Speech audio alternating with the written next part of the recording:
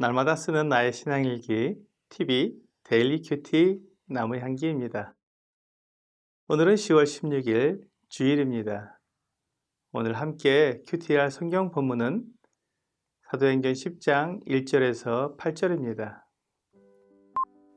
가이사랴에 고넬료라 하는 사람이 있으니 이달리아 부데라 하는 군대의 백부장이라. 그가 경건하여 온 집안과 더불어 하나님을 경외하며 백성을 많이 구제하고 하나님께 항상 기도하더니 하루는 제9시쯤 되어 환상 중에 밝히 보매 하나님의 사자가 들어와 이르되 고넬료야 하니 고넬료가 주목하여 보고 두려워 이르되 주여 무슨 일이니이까. 천사가 이르되 내 기도와 구제가 하나님 앞에 상달되어 기억하신 바가 되었으니 내가 지금 사람들을 요바에 보내어 베드로라 하는 시몬을 청하라.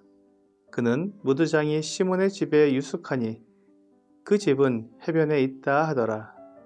마침 말하던 천사가 떠나매 고넬료가 집안 하인 둘과 부하 가운데 경건한 사람 하나를 불러 이 일을 다 이루고 요바로 보내니라. 사도행전 10장은 주 예수님께서 제자들에게 말씀하신 복음 전파의 마지막 단계인 이방인에게 전도하는 사건이 나오고 있습니다. 하나님께서 이방인 전도의 문을 여시기 위해 정교한 작업을 하고 계십니다. 하나님께서 이방인 전도의 문을 열게 될 첫 번째 대상자를 선택하셨습니다. 그는 유대인 그리스도인들이 보기에 전혀 거리낌이 없는 사람이어야 했습니다. 그래서 이방인 중에서 경건한 사람을 택하셨습니다. 그는 이스라엘에 주둔하고 있던 이달리아 부대의 백부장이었습니다. 로마 제국의 장교가 예수 그리스도를 믿어 그리스도인이 된다는 것은 쉽지 않은 일이었습니다. 그것은 우선 로마 제국의 장교는 로마 황제의 가이사를 신으로 섬기고 있었으며 또한 자기 가족 신이나 민족의 신이 있었기 때문에 자기가 정복하고 있는 나라의 신을 섬긴다는 것은 매우 드문 일입니다. 또한 예수님은 이스라엘 사람들에 의해 죽임을 당했고 유대인 중에서도 믿는 사람들이 그렇게 많지 않은 아주 작은 소집단이었기 때문에 더욱 어려운 일이었습니다. 하지만 하나님께서 예루살렘에서 복음을 전하고 온 유대와 사마리아로 복음이 전파되며 결국 이방인들에게까지 전파되고 땅끝까지 전해지도록 계획을 하셨기 때문에 이 역사적인 일에 가장 합당한 사람을 선택하신 것입니다. 성경은 고넬료가 매우 경건한 사람이라고 말씀하고 있습니다. 그는 자기만 하나님을 경외할 뿐만 아니라 온 집안이 다 하나님을 경외하고 있었습니다. 온 집안이라는 말 속에는 그의 하인들까지도 포함한 것입니다. 또한 본문에서 보면 경건한 부하가 있었던 것을 볼 수 있습니다.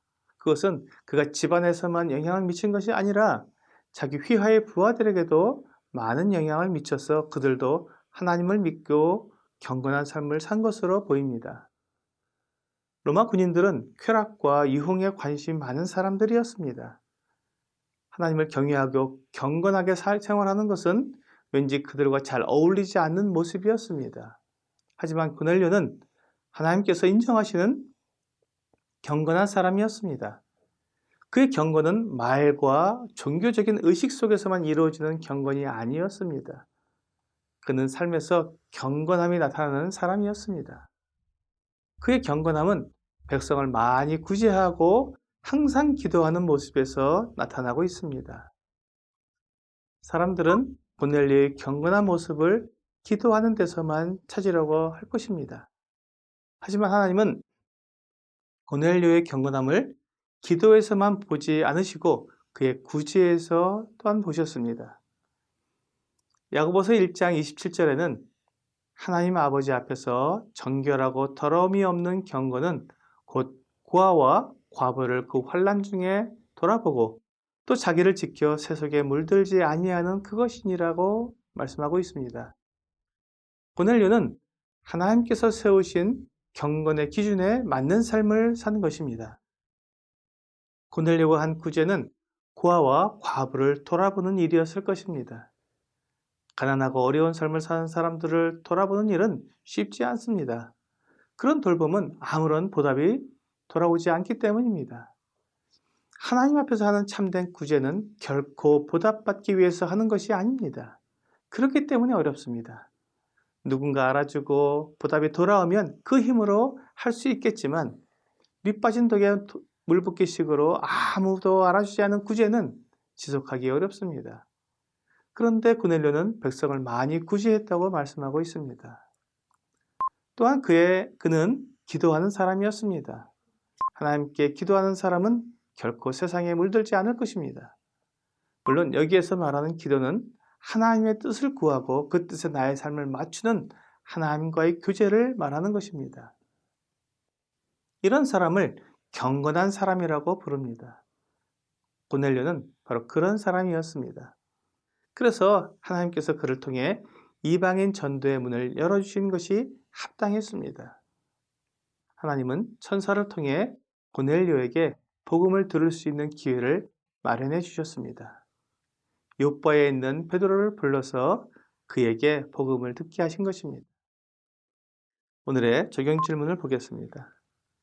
내가 생각하는 경건한 사람은 어떤 사람입니까? 경건한 사람이 기도를 많이 하고 성경을 잘하는 사람이라고 생각한다면 그것은 절반의 경건함을 갖춘 사람입니다.